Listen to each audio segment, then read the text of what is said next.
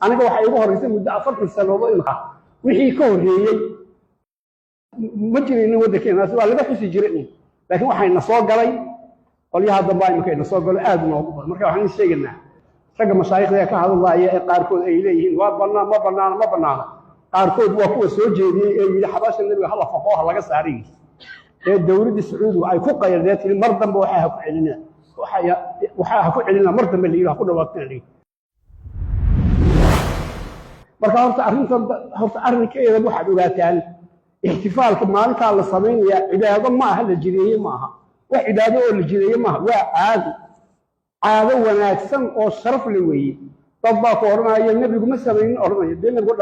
nabigu ishaaro uu ishaaray oo uu tilmaamay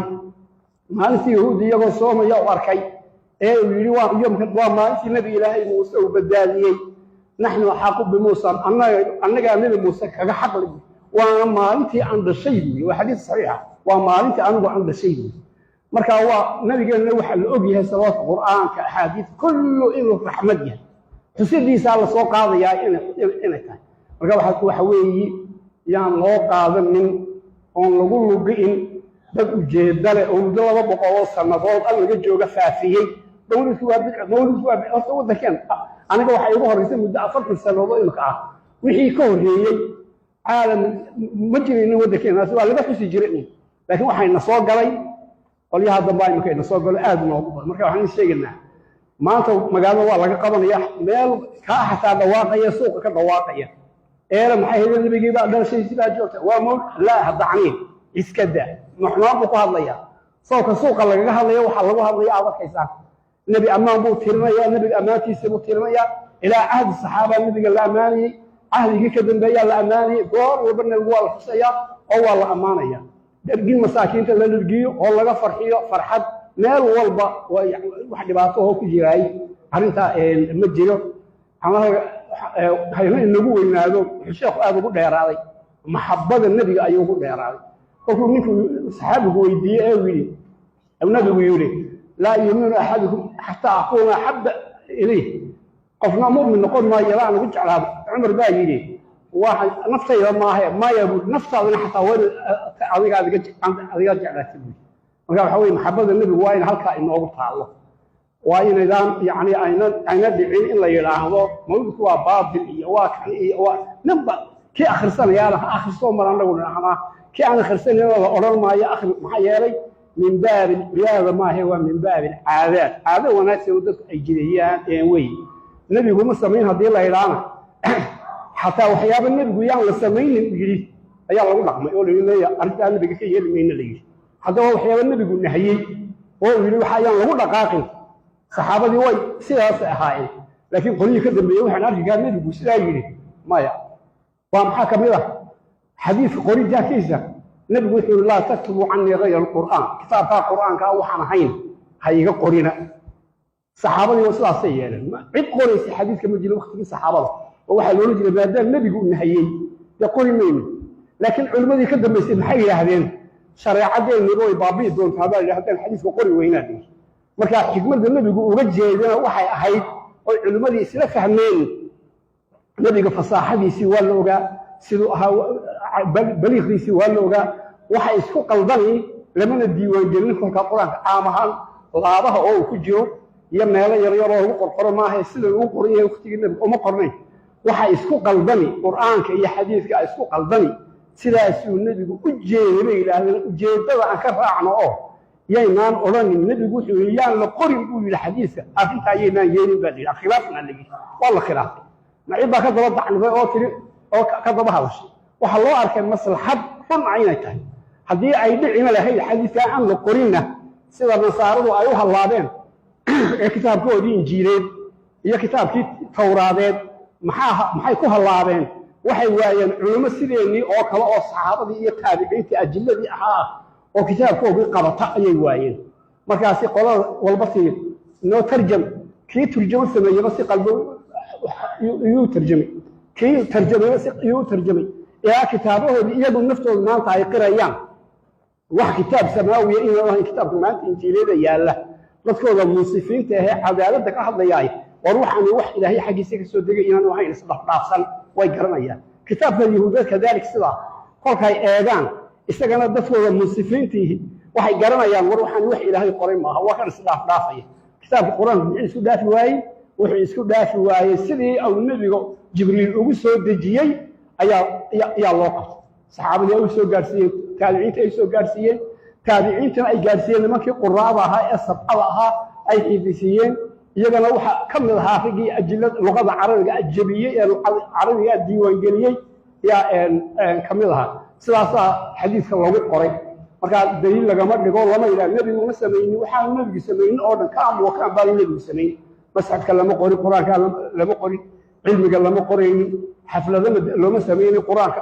kolka la jabiyo ee ardaydu qalin jabisa xaflada looma samaynin maxaa xagga wanaagga unbaa laga eegaa marka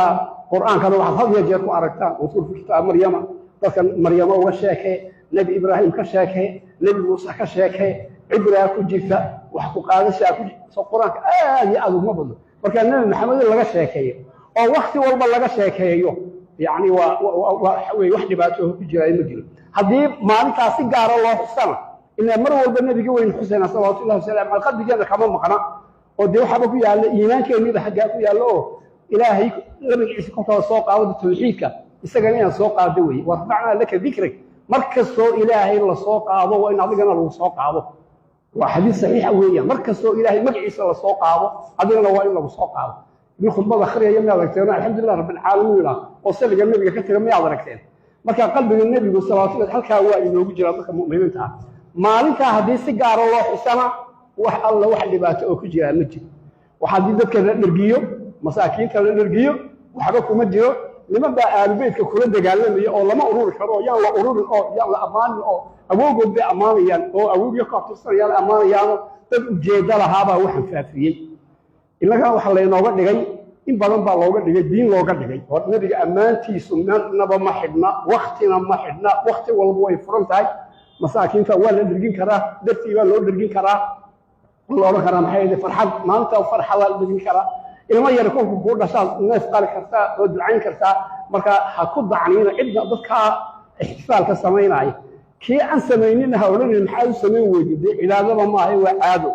arrintu waa caado weey caado wanaagsan weey kii sameeyana yaan lagu dacneen waxaan maqlay dad baan dheelada ku dhigaya oo laha xaflad baan ku dhigaynaa qaatan xaflad oo dhiganaana waxa weey quraanka Allah akhriyaya qasaa'idka nabi amaanka Allah akhriyaya dhikri baa Allah akhriyaya ma sha Allah waa wax qiimo leh weey oo in laga qayb galo marka barakallahu fiikum waxaad mar labaad aan ku adkaynaya war caalamul islaamigu diintu reer Kenya inoma ay keenin diinta eega kutubaha la qoray oo dhan eega ajiladii eega kutubta inoo qoray ay soo gaarsiiyeen sharaxda kitaabka Bukhari yaa sharaxday eega Muslim sharaxda sharaxday eega ajil aymada waaweyn oo dhani waxay ka warrami jireen mawlidka nabiga iyo ka hadli jireen qisadiisa taariikhiisa siiradiisa ka hadli jireen sheekhoodii weyn Ibn Taymiyyah kadalik sidaas oo bari al-Imam Ibn al-Jawzi hanbali weey kitaab dhan buu leeyahay mawlid Ibn al-Jawzi la yiraahdo weey sida barsanjiga oo kala ah marka nabiga amaantiisu meel laba kama xidhna way furan tahay idinkuna yaani amaanka amaanta tawqiir sheekhu aad ugu dheeraaday waa run in kuntum tuhibbuna allaha fattabi'uni hadaa ilaahi jiceshiin iraac ninka ugu haboon horta waa ninka dariiqadiisa nabiga ku toosan weey hadii ninku maxay hay isaga gaar u taado ku dhawaaqo dhikriga salliga nabiga ku dhawaaqo laakiin cibaadaysa way hada waa qaabsa qofka ku gaar weey laakiin waxa yeeshaan waayo nabiga maxabadiisa iyo jacaylkiisa waayo halka idin kaga yaalo raga mashaayixda ka hadlaaya ee qaarkood ay leeyihiin waa ma banaana qaarkood waa kuwa soo jeediyay ee yiri xabaasha nabiga hal faqooha laga saaray ee dawladda Sacuudiga ay ku qayradeen mar dambe waxa ku celina mar dambe leeyahay ku dhawaaqeen caalamul islaam waxa weeyaan canaad waa halka saako xaramka la tagay ee la dawaafayo qaar baa ko salaam halka ku keenay goor joogsadaan oo lilma ay qabanaysaa qaar baa halka ka soo carayo mashaayikh sheeganaya oo maxaa loo limaynaysaa waa qof sidaa oo kale meesha ku dhintay subhanallah la hawla wala quwwata illa billah yani waa wax nabiga kolka hor joogsatay qabrigiisa ad hor joogsatay isaga labadiisa saxaabo lilma kugu soo joogsanaysa waxa soo saaraysaa taariikhda islaamka kifaaxi oo soo maray cibaadadiisi zuhdigiisi waxa saad xaadirsanaysaa qaarkood waxay yiraahdaan farska dhaafta assalaamu calaykum dhaaf istaagay waa rag soo jeediyay qaarkood ay soo jeediyeen waxa fiicnaan lahayd إن لقى قاضوا ميل أن لقرن الحبايس لقوا أص عد إسلام وهو أرن كاطري أو نمك أهين لقى ما هي العالم الإسلامي لقى ما هي لقى بارك الله فيكم هذه كل ريء خلص حد بين الأخير إلا محبة النبي وبايتاوت الشيخنا بارك الله فيه وصوت عقي شوق أم بايق هذه السلام عليكم ورحمة الله تعالى وبركاته. ربي صلي على الحبيب محمد وعلى الآل من هم الكرماء. ربي صلي على الحبيب محمد وعلى الآل من هم الكرماء. هو النور الأنوار أصل البرايا حين لا آدم ولا حواء. ربي صلي على الحبيب محمد وعلى الآل من هم هو فرد بالله والكل منه ليس ثاني هنا وليس ثناء. ربي صلي على الحبيب محمد وعلى الآل منه عرش ومنه فرش ومنه قلم كاتب واللوح وماء. ربي صلي على الحبيب محمد وعلى الآل من هم الكرماء. منه عرش ومنه فرش ومنه قلم كاتب واللوح وماء. ربي صلي على الحبيب محمد وعلى الآل من هم الكرماء. منه كل الأفلاك كانت وما دارت به وذوات والأسماء. ربي صلي على الحبيب محمد وعلى الآل من هم الكرماء. فهو للكل والد وأبو الخلق جميعا وهم له أبناء. ربي صلي على الحبيب محمد وعلى الآل من هم الكرماء. رحمة العالمين كل نصيبا نال لكن تفاوت الأنسباء. ربي صلي على الحبيب محمد وعلى الآل من هم الكرماء. فاز منها الروح الأمين بسهم قد أساب الأمان وهو الثناء. ربي صلي على الحبيب محمد وعلى الآل من هم الكرماء. وبه آدم جنى العفو حلوا فهو جان قد جاءه الاجتباء. ربي صلي على الحبيب محمد وعلى الآل من هم الكرماء. وبه نار للخليل جنانا وبه نار للخليل جنانا للأعداء وعكسه الأعداء. ربي صلي على الحبيب محمد وعلى الآل من هم الكرماء. خيرات الله منتقى كل خلق ولكل من الأصول انتقاء. ربي صلي على الحبيب محمد وعلى الآل من هم الكرماء. خاره واصطفاه فهو خيار من خيار ومن صفاء صفاء.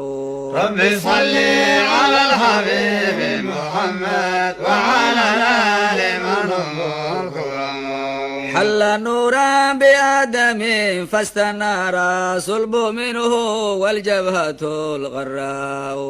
ربي صلي على الحبيب محمد وعلى الآل من هم الكرماء. ثم مات النبي بال فلد شمس الهدى واستمرت الظلماء.